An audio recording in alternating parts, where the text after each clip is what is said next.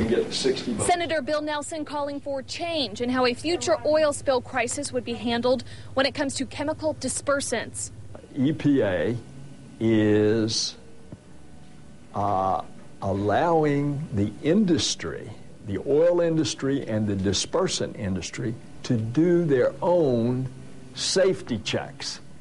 This is like the fox guarding the hen house, and that's got to change. He's pushing for that change in a bill just filed, wanting new standards for how and when dispersants are used, and that the public have immediate access to that information. When it comes to the health and safety of the public, then there is a reason for disclosure.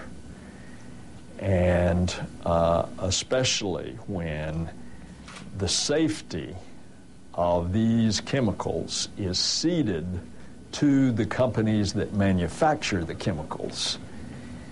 That simply cannot be.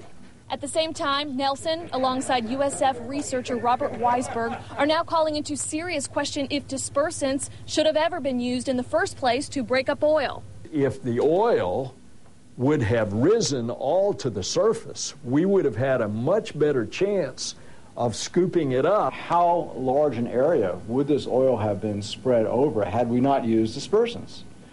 And if it would have been over a much, which it probably would have been, would it not have been easier to clean it up? So in hopes of answering some of those questions about dispersants already used, as well as just the long-term effects of oil in general, we just learned today that USF is sending out another research vessel next week to the Gulf at a cost of $500,000. We also learned from USF they're paying for a lot of this research right out of pocket, and they are hoping and expecting within the next week and a half to get reimbursed for some of those costs by BP.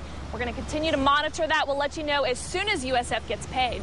For now, live in Tampa, Ashley Glass, ABC Action News. All right, thank you, Ashley. Right now, crews are preparing for the final steps to stop the flow of oil in the Gulf for once and for all. A temporary cap has held back the oil for about 2 weeks now. But BP, of course, anxious to find a permanent fix, namely pumping that busted well full of concrete.